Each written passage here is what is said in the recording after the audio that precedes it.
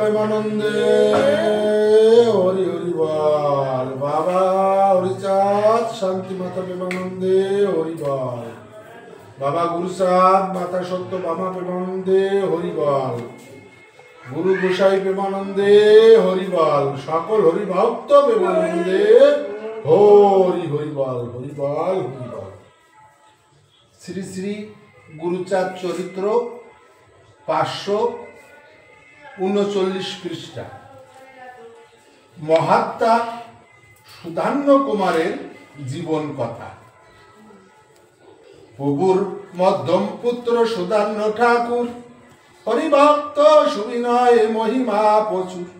1278 সালে জন্ম নিল, শ্রীহরি পর্শ পেয়ে ভক্তিমান হল। এই যে প্রভুর মধ্যম পুত্র মানে গুরুচাঁদ ঠাকুরের মধ্যম পুত্র সুধান্য। এখন হরিচাঁদ ঠাকুর হচ্ছে ওর দাদু।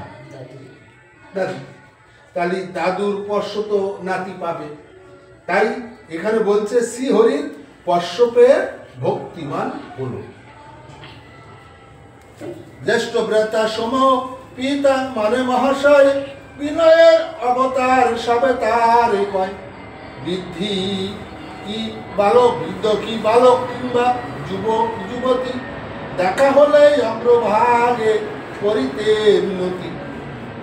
তাহলে এই সুধান্য কুমার কিরকম ছিল? বৃদ্ধ মানে বয়স্ক, যুবক মানে যুবতী মানে যৌবন মানে মধ্যম বয়সের যারা, কি বালক। কাউরে যদি দেখতো মাথা নত করত। এই হচ্ছে ভক্তের স্বভাব। আর আমরা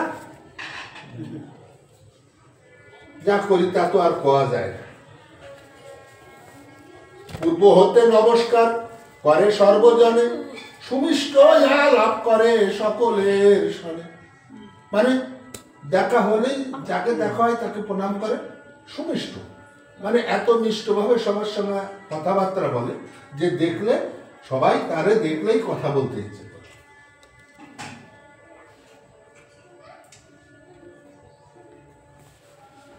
ভাবুক রচক বটে ছিল মহাশয়, গ্রন্থ মধ্যে পাই মোরা সেই পরিচয়। সদাত্ম সংগ্রহ নামে নীতিপূর্ণ গ্রন্থ, জনম জীবন পথে বান্ধব এখন। হরি সংকীর্তন নামে গীতিকার লহরী, ভক্তি সিন্ধু মাঝে যেন শুদ্ধ শান্ত। আর কত গ্রন্থ বটে করিল লিখন, তার জীব কালে নাহি হয়েছে মুদ্রণ। মানে এই যে সুধান্য কুমার যা যা লিখে গেছে, যা যা গান লিখেছে এবং যা বই পুস্তক লিখেছে, মানে জীবকালে মানে বেঁচে থাকে সেগুলো আর ছাপা হয় না। হ্যাঁ, সেগুলো আর ছাপা হয় না। সংসারের ক্ষেত্রে তার জ্ঞান অতিশয়, সমস্ত হিসাবপত্র স্মৃতিপটে রয়। প্রধান তুয়া বর্গে ডাকি নিজ কাছে, তত্ত্ব আলাপ অন্তে আশীর্বাদ যাচ্ছে। তাহলে এই সুধান্য কুমার এমন ছিল, সংসারের বা বাইরের যে কোনো কাজকর্ম যা কিছু সব তার স্মৃতিতে সবসময় থাকে। ঠিক আছে, কোনো সময় বুঝতো না। এবং সাধু ব্যক্তি যদি পেত তাকে ডেকে কাছে বসায় তার কাছে ধর্মকথা ঠাকুরের আলোচনা শুনতে চাই। তাহলে কিরকম ভক্ত? আর ভক্ত হবে না কেন? হরিচাঁদের স্পর্শে, হরিচাঁদের নাতি হচ্ছে সুধান্য, তাহলে ভক্ত হবে না কেন?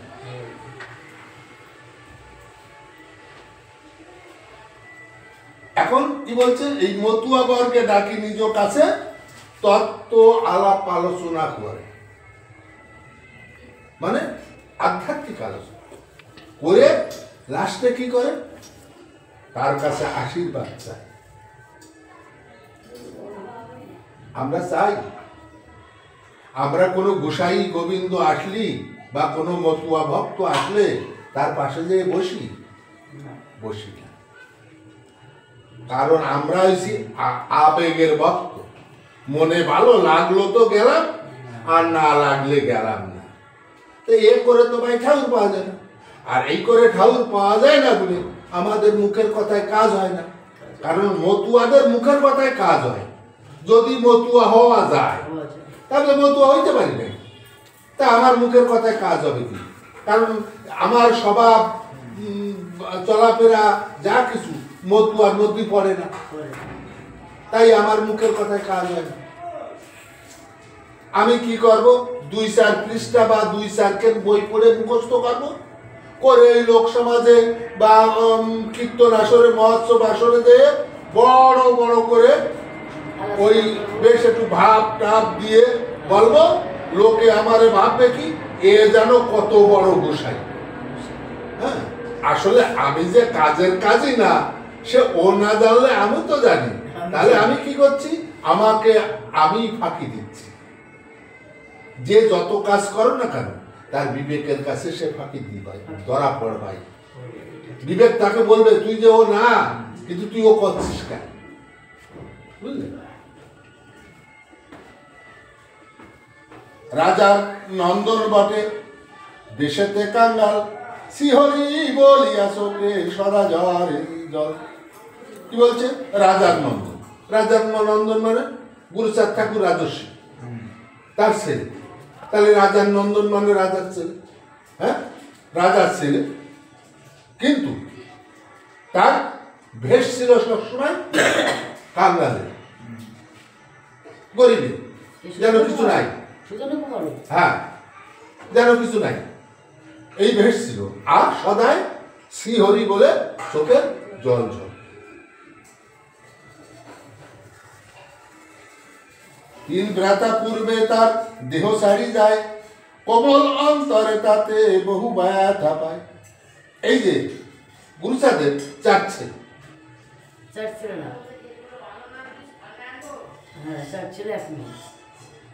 এই 4 ছেলের 3 ছেলে দেহ রেখে দিয়েছে, দেহ রেখেছে। যেমন শশীভূষণ তো গেল ঠাকুরের অভিশাপ, কারণ অশ্বিনীকে পাঠাইছিল শশীভূষণের কাছে।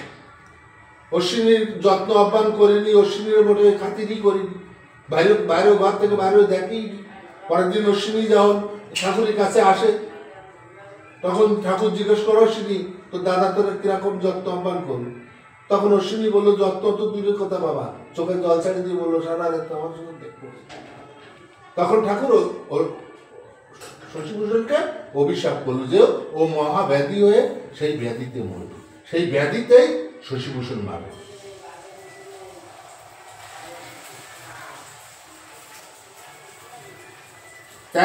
তেরোশত 35 পরিচয়, রথযাত্রা সে দিবসে সমর্পণ হয়। পূর্ব হতে কিছুকাল রোগ ছিল দেহে, নীরবে সকল ব্যথা মনোমোদময়। রথযাত্রা শুভ কার্য নির্বাহ হইল, অপরাহ্নে শ্রী সুদান্য দেহ ছেড়ে গেল। সুদান্য দেহ ছাড়ল, পাষাণ সাজিয়া প্রভু চুপ করে রহে, সত্য ভাবা দেবী পতি উপদেশ করে। এইভাবে 4 পুত্র পরপারে যায়, অটল প্রভু উচ্চ শির নয়। এই যে পরপর যে 4টে ছেলে, 4টে ছেলেই দেহ রাখলো, মারা গেল।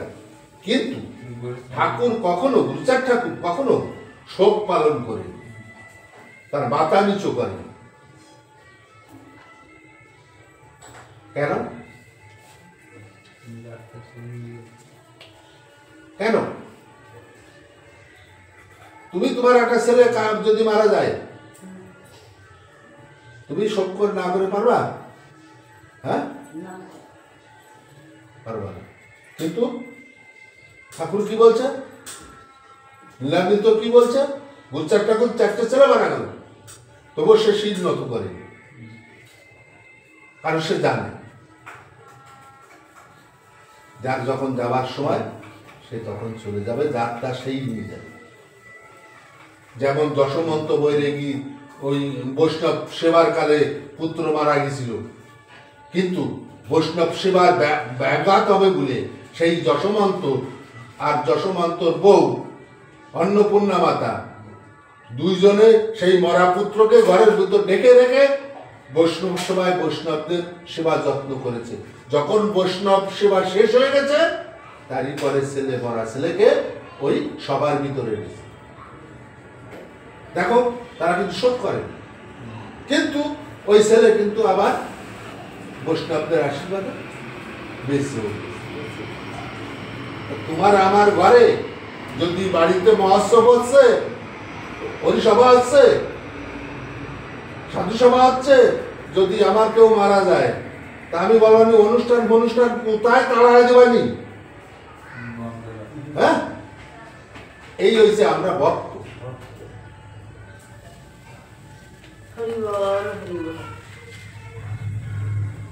দিবারাতি দিন গণে প্রভু ঘনে গণ, কবে ফিরে আসিবেন প্রমথ রঞ্জন। এদিকে প্রমথ রঞ্জন বিলেত চলে গেছে। এখন প্রভু কি করছে? শুধু দিন গুনছে যে কবে প্রমথ রঞ্জন আসে বিলেত। জীবনের সে আশা রাখে, তারপরে বর্ষ পরে সে প্রমথ এলো ফিরে করে। এখন আর তো কেউ নেই, এখন ভরসা কার পরে রাখবে? এই ঠাকুর প্রমথর পরে সমস্ত ভরসা রাখবে। তাহলে 1 বছর পরে সে প্রমথ বিলেত থেকে ফিরে এলো। তার পূর্বে এ ভারতে কিবা কাণ্ড হয়, শুনো সবে বলিতেছি সেই পরিচয়। হরিবল হরিবল হরিবল।